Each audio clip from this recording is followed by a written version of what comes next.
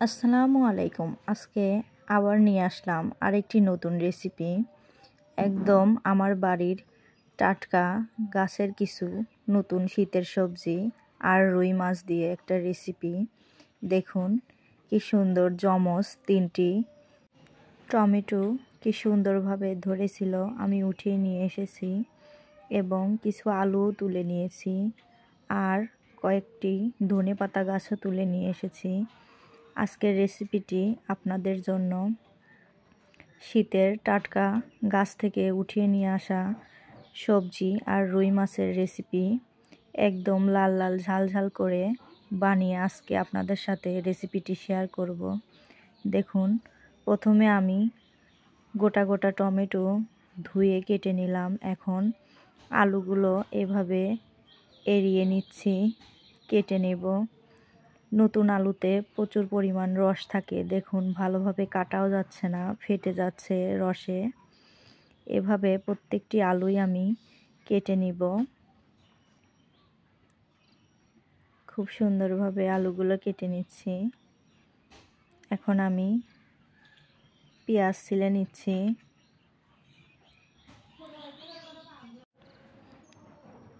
এখন ধুয়ে নিয়ে দেখুন চলে এসেছি।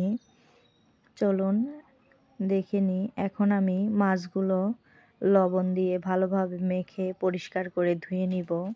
ওদিকে চুলা জ্বালিয়ে দিয়েছি।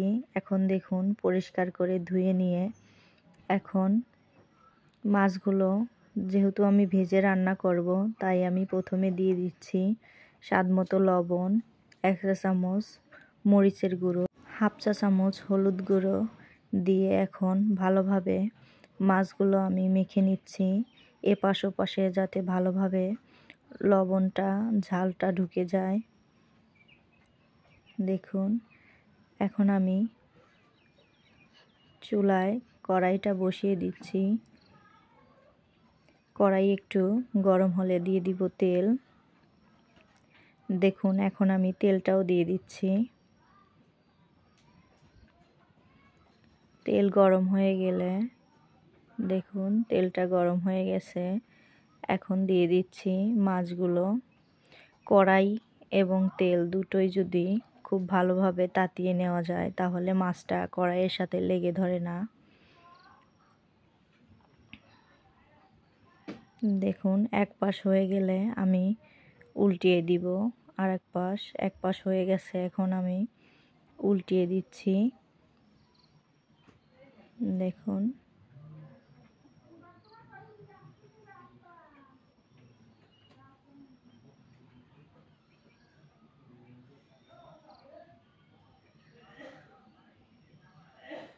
এখন আমি উঠিয়ে নিচ্ছি মাছগুলো একে একে। দেখুন, সবগুলো মাছই আমি উঠিয়ে নিচ্ছি। ওই তেলেই আমি এখন 3 থেকে 4টি কাঁচামরিচ ফেড়ে মাঝখান দিয়ে কেটে দিয়ে দিলাম পেঁয়াজ কুচিগুলো দিয়ে ভালোভাবে পেঁয়াজ আর কাঁচামরিচটা ভেজে নেব একদম লাল লাল করে। তেলটা কম মনে হয়েছে তাই আর একটু দিয়ে দিলাম। আজ একদম বিকাল করেই রান্না করতে চলে এসেছি রাতের খাবার। একদম বাগানের টাটকা শাকসবজি দিয়ে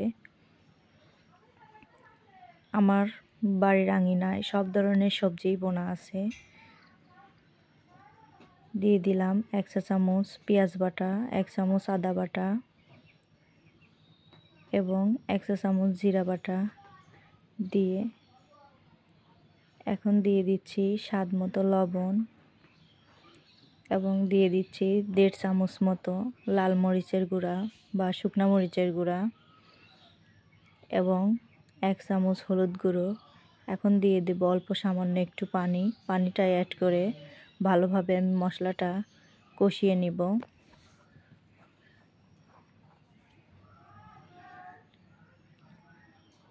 মশলাটা কষানো হয়ে গেলে আমি দিয়ে দিব কেটে রাখা আলুগুলো। এখন আমি কেটে রাখা আলুগুলো দিয়ে দিলাম।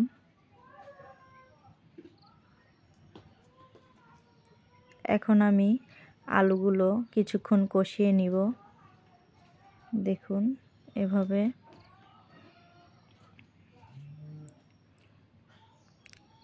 আমি গ্রামে থাকি, তাই চারপাশে অনেক আওয়াজ হয়।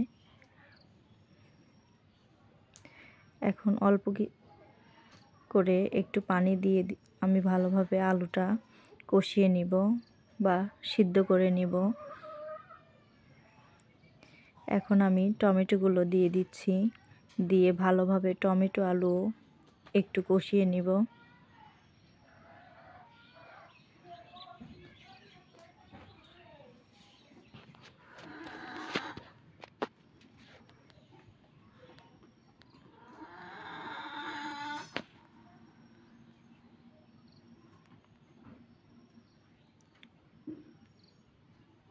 দেখুন খুব সুন্দরভাবেই টমেটো আলু কষিয়ে নিচ্ছি একদম। এখন আমি পরিমাণ মতো পানিটাও অ্যাড করে দিচ্ছি।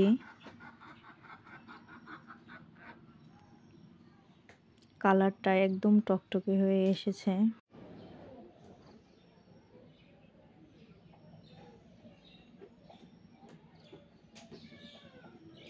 দেখুন বুদবুদ করে বলক উঠছে তরকারিতে।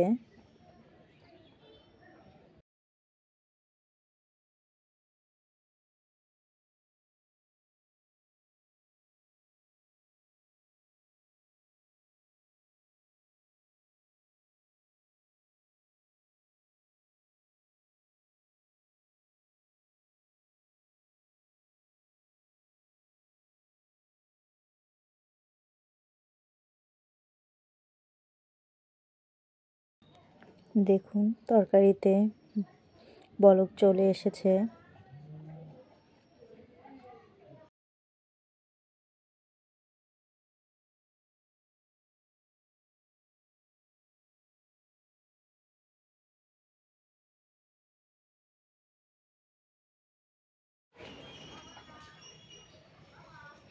এখন আমি মাছগুলো সব একে একে দিয়ে দিচ্ছি উপর দিয়ে।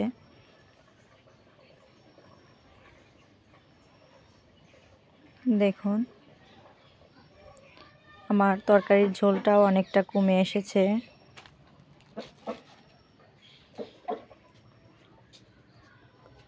এখন আমি ধনিয়া পাতাগুলো উপর থেকে ছিটিয়ে দিয়ে তরকারিটা নামিয়ে নিব। দেখুন আমার তরকারিটা হয়ে গেছে।